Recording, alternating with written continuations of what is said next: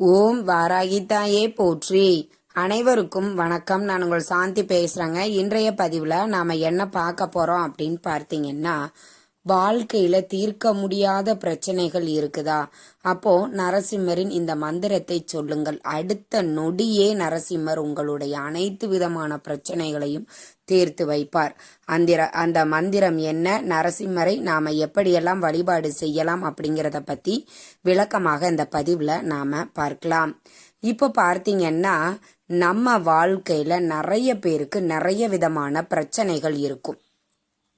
ஒரு சிலருக்கு இன்னும் சொல்ல போனா வெளியிலேயே சொல்ல முடியாத அளவுக்கு பிரச்சனைகள் நிறைந்து இருக்கும். மனுஷனுக்கு வாழ்க்கைனா பிரச்சனை இல்லாத வாழ்க்கை யாருக்குதாம்மா இருக்குது அப்படிம்பாங்க. ஆனா ஒரு சிலருக்கு தாங்க முடியாத பிரச்சனை. ஒரு பிரச்சனை முடிஞ்சிச்சிருச்சுன்னு நினைச்சோம்னா அடுத்த பிரச்சனை ரெடியா இருக்கும். அப்படி நம் வாழ்க்கையில் இருக்கக்கூடிய அனைத்து விதமான பிரச்சனைகளையும் தீர்க்கணும் அப்படின்னா நாம வழிபாடு செய்ய வேண்டிய ஒரு தெய்வம் என்ன அப்படின்னு பார்த்தீங்கன்னா இந்த நரசிம்மர். ஏன் நாம நம்முடைய தடைகள், பிரச்சனைகள், கவலைகள் தீர்வதற்கு நரசிம்மரை வழிபாடு செய்யணும் அப்படின்னு சொல்றேன்னா, இந்த நரசிம்மர் அவதாரம் எடுத்ததே ஒரு பெரிய கதை இல்லைங்களா? இந்த நரசிம்மரை பத்தி நாம பேசணும் அப்படின்னா பிரகலநாதனை பத்தி நாம பேசாம இருக்க முடியாது. ஒரு சின்ன கதை சொல்றேனே. பிரகலநாதன் இரணியனுடைய பையனாக இருந்தார். இரணியன் தான் கடவுள் அப்படின்னு அங்கு இருக்கக்கூடிய மக்களை எல்லாம் துன்புறுத்தி கஷ்டப்படுத்தி தன்னைத்தான் வணங்க வேண்டும் அப்படின்னு அவங்களையெல்லாம் சொல்லி கட்டளையிட்டு இருக்கிறாரு. அப்ப தன்னுடைய பையனே தன்னை வணங்காவிட்டா எப்படி அது இருக்கும்? அப்ப சொல்றாரு, என்னதான் நீ வழிபாடு செய்யணும், நான் தான் கடவுள் அப்படின்னு. இப்படி இல்லைங்கப்பா, நீங்க கடவுள் கிடையாது.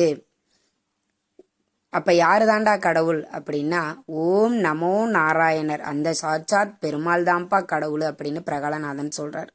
இப்படியே வாக்குவாதம் போய்கிட்டே இருக்குது. நான் தான் கடவுள் இல்லை அப்படின்னு மறுத்து பேசி பேசி ஒரு கட்டத்துல தன் பிள்ளையவே கொல்ல சொல்லி ஆணையிட்டுறாரு.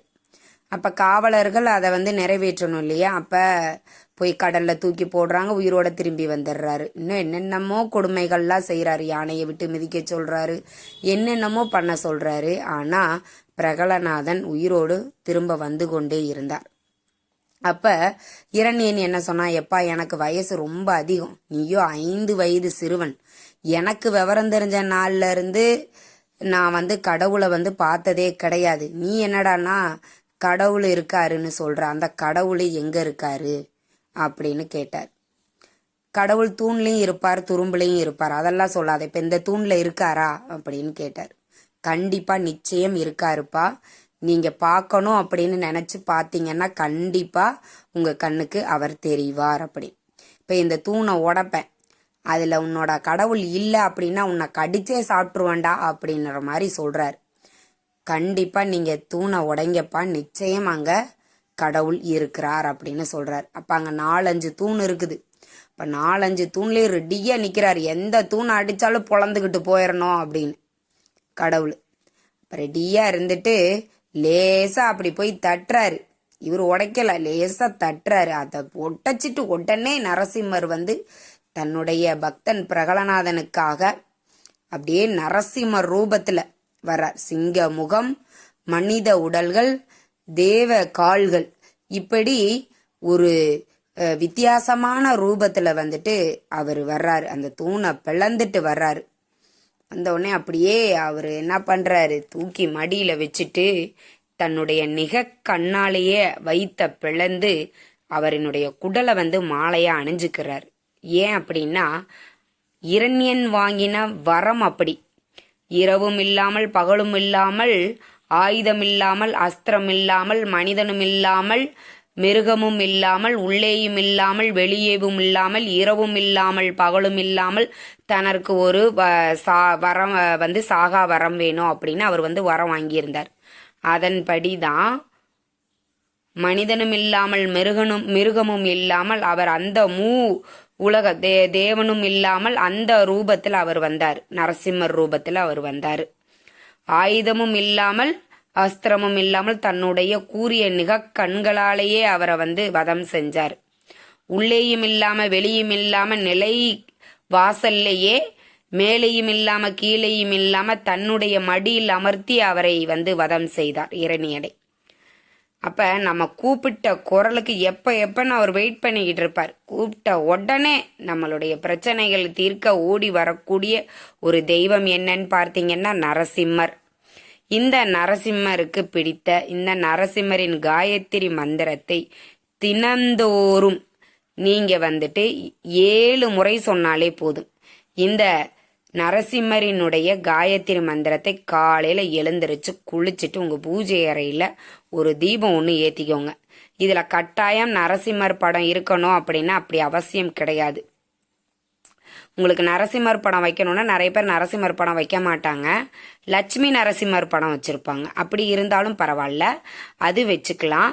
இல்லைங்க எங்ககிட்ட எந்த படமுமே இல்லை, லட்சுமி நரசிம்மர் படமும் இல்லை, நரசிம்மர் படமும் வீட்டில் வைக்க மாட்டோம், நாங்கள் என்ன பண்ணட்டும், மனதார நரசிம்மரை நினச்சிக்கோங்க. ஒரு தீபம் உங்கள் பூஜை அறையில் ஏற்றிட்டு மனதார நரசிம்மரை நினச்சிட்டு உங்களுடைய கஷ்டம் எதுவோ அதை மனமுருகி பிரார்த்தனை பண்ணிக்கோங்க. என் வாழ்க்கையில் இதை விட கஷ்டமான ஒரு விஷயங்கள் எதுவுமே இல்லை, என் வாழ்க்கையே ரொம்ப அடி பாதாளத்தில் போய்கிட்டு இருக்குது, நீதான் என்னை காப்பாற்றணும் அப்படின்னு மனமுருகி நரசிம்மரை பிரார்த்தனை பண்ணிட்டு உங்களுக்கு டிஸ்பிளேல தெரிஞ்சது இல்லைங்களா, இந்த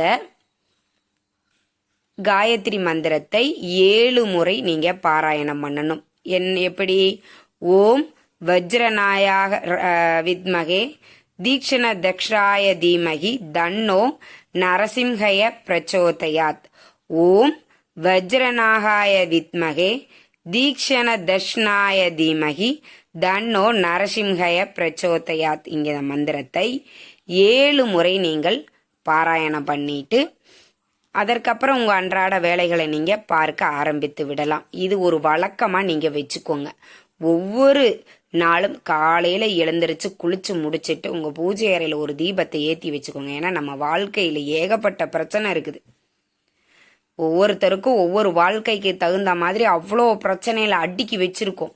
இப்போ இந்த பிரச்சனையெல்லாம் தீரணும் அப்படின்னா நாம நரசிம்மரை வழிபட்டால் மட்டுமே உங்கள் வாழ்க்கையில் இருக்கக்கூடிய அனைத்து விதமான பிரச்சனைகளையும் நொடி பொழுதுல தீர்த்து வைப்பார். நீங்க கூப்பிட்ட குரலுக்கு நாளை அப்படிங்கிற ஒரு வார்த்தையே அவருக்கு கிடையாது, அடுத்த நொடியே அவர் உங்க பிரச்சனைய தீர்த்து வைப்பார். அந்த அளவுக்கு ரொம்ப ரொம்ப சக்தி வாய்ந்தவர். சக்தி வாய்ந்த இந்த காயத்ரி மந்திரத்தை சொல்லி அவரை வழிபாடு செய்யுங்கள். உங்க வீட்டிற்கு அருகில பெருமாள் ஆலயங்கள் இருக்குதுன்னா கண்டிப்பா லட்சுமி நரசிம்மருடைய அந்த சந்நிதியும் இருக்கும். அங்கு போய் 2 நெய் தீபங்கள் போட்டு அவரை வழிபாடு செஞ்சுட்டு வாங்க. வாழ்க்கையில சிறப்பான பலனை உங்களுக்கு தரும். மென்மேலும் வாழ்க்கை முன்னேறும். அதே மாதிரி பார்த்தீங்க அப்படின்னா வாழ்க்கையில பொருளாதார பிரச்சனையா இருக்கலாம், கடன் பிரச்சனையா இருக்கலாம், உறவினர்களிடையே பிரச்சனை, வெளியில சொல்ல முடியாத பிரச்சனை எதுவா இருந்தாலும் அந்த பிரச்சனைகள் அனைத்தையும் தூளாக்கி நம்ம வாழ்க்கையில ஒரு மகிழ்ச்சிகரமான ஒரு வாழ்க்கையை வாழ வழிவகுக்கும். நம்பிக்கையோட செய்யுங்கள், நிச்சயம் உங்களுக்கு கை மேல பலன் கிடைக்கும். இந்த தகவல் உங்களுக்கு ரொம்பவுமே பயனுள்ளதாக இருந்திருக்கும்னு நினைக்கிறேன். வீடியோ பிடிச்சிருந்தா லைக் பண்ணுங்க, ஷேர் பண்ணுங்க, கமெண்ட் பண்ணுங்க. இந்த பதிவை உங்களுடைய உற்றார் உறவினர்கள் நண்பர்களுக்கும் ஷேர் பண்ணுங்க, அவங்களும் பார்த்து பயன்பெறட்டும். நன்றி, வணக்கம்.